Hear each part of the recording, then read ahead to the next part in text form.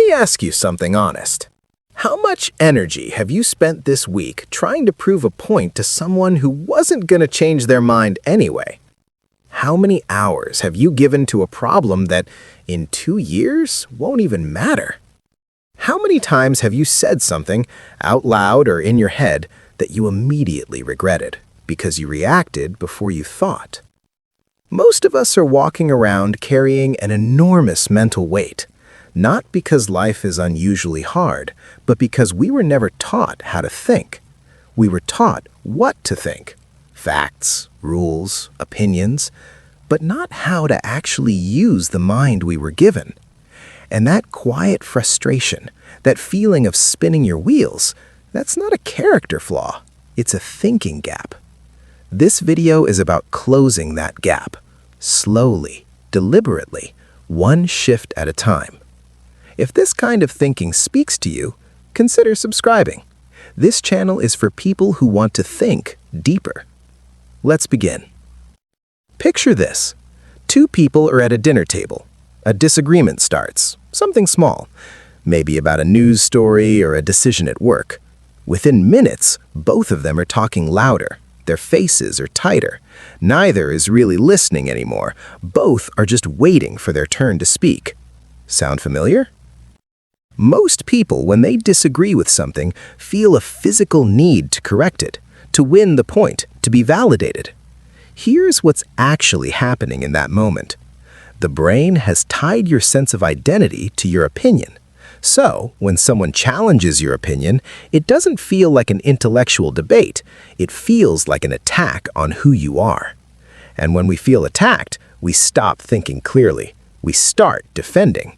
The intelligent person does something different. They get curious. Instead of saying, "No, that's wrong," they say, "That's interesting. What made you think that?" Not as a manipulation tactic, but because they genuinely want to understand how another person arrived at a different conclusion. And in doing that, 2 things happen. First, the tension drops. Second, they often learn something, even if that something is just a better understanding of why people believe what they believe. They are not afraid of being wrong, because they understand that being wrong is just a step toward being less wrong. Ask yourself, when was the last time you changed your mind because someone argued at you loudly? Probably never, and neither does anyone else. The person who asks questions controls the room more than the person who insists on winning it. Think about the last time you were overwhelmed. Maybe it was a difficult conversation, a project falling apart, a relationship feeling unstable. In that moment, the problem probably felt enormous, total, like it filled every corner of your vision. That's because it did. When we are inside a problem, we can only see what's directly in front of us, and what's directly in front of us always looks bigger than it actually is. Most people respond to stress by zooming in further. They replay the moment. They analyze every small detail. They run the same thoughts in loops, trying to find the piece they missed. And the more they zoom in, the more anxious they become. The intelligent thinker does the opposite. They zoom out. They ask, where does this sit in the larger story of my life? Is this a defining moment, or is this just a difficult Tuesday? Will this matter in 5 years? Will I even remember it in 5 months? This isn't avoidance, it's perspective, and perspective is one of the most underused cognitive tools available to every human being. When you zoom out, the noise gets quieter. Patterns become visible that you couldn't see before. You start to notice this situation isn't actually new. You've moved through things like this before, and you survived them, and you're still here. Zooming out doesn't minimize your pain. It gives you enough space to think around it. Most problems shrink the moment you stop standing so close to them. This one is older than psychology. The Stoics wrote about it 2,000 years ago, and yet most people still haven't truly absorbed it. Here is where the average person spends most of their mental energy, on what other people think of them, on outcomes they can't guarantee, on events that haven't happened yet, on decisions that have already been made, none of which they can control. And every hour spent there is an hour not spent on the one territory where they actually have complete authority, their own choices, their own responses, their own attention. The intelligent person draws a clear line. On one side, things I can influence. On the other side, everything else. And they practice, genuinely practice, the discipline of releasing what lives on the wrong side of that line. This isn't passivity, it's precision. When you stop bleeding energy into uncontrollable outcomes, something remarkable happens. You become calmer. And when you are calmer, you think more clearly. And when you think more clearly, you actually perform better in the areas where your effort matters. The mental noise that most people carry constantly, the low hum of worry, of wondering, of what if, it fades. Not completely, but enough.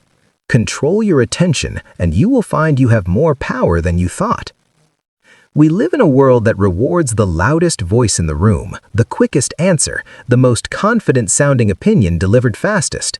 And so, most people have trained themselves to always be filling the space, to always be contributing, to never sit quietly, because silence feels like weakness, or indifference, or not having anything valuable to offer. But here is what actually happens when someone speaks less and listens more. They gather information that talkers never get. They notice inconsistencies. They read between the lines. And when they do speak, their words carry weight, precisely because they aren't thrown around casually. Silence, used deliberately, is one of the most commanding things a person can do. There is also something deeper here. When you are not in a hurry to fill every silence, you stop performing, you stop managing how you appear, and you start actually thinking. The quality of thought that happens in genuine quiet, even a few seconds of it, is different from the thought that happens in reactive conversation. People who are comfortable with silence are also usually more comfortable with themselves. They don't need external noise to avoid their own inner world. What you don't say is often more powerful than what you do. The most dangerous moment in any interaction is the split second between stimulus and response. Something happens. Someone says something cutting or unfair or surprising. And in that fraction of a moment, most people have already started their response. The words are forming before the thought is clear. The emotion is driving before the mind has caught up. Neuroscience has a name for this: emotional hijacking. The part of the brain responsible for threat response fires before the part responsible for rational thinking can even register what's happening. You're already defending or shutting down or escalating, and you don't even fully know why yet. The intelligent person has trained a single habit that interrupts this cycle. They pause. Not a long pause. Sometimes just a breath, sometimes 3 seconds of stillness, just enough to let the thinking mind arrive before the reacting body takes over. And in that pause, everything changes. The response that comes out is different. It is chosen, not automatic. It reflects who you actually want to be, not who fear or pride momentarily made you. This is not about being slow. It is about being intentional. There is a significant difference. The pause is where your real character lives. Real intelligence is not loud. It doesn't need to dominate a conversation to feel significant. It doesn't need to win every argument to feel confident. It doesn't need to know everything to feel secure. Real intelligence is calm. It is patient with itself. It is honest about its limitations. It is always quietly learning. The 5 things we talked about tonight are not complicated, but they are difficult, because they require you to go against instincts that have been with you for years.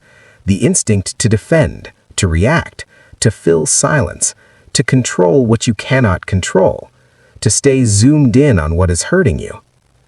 Breaking those patterns takes practice, and practice takes time. So here's what I want you to take from this. Not 5 new habits, just one.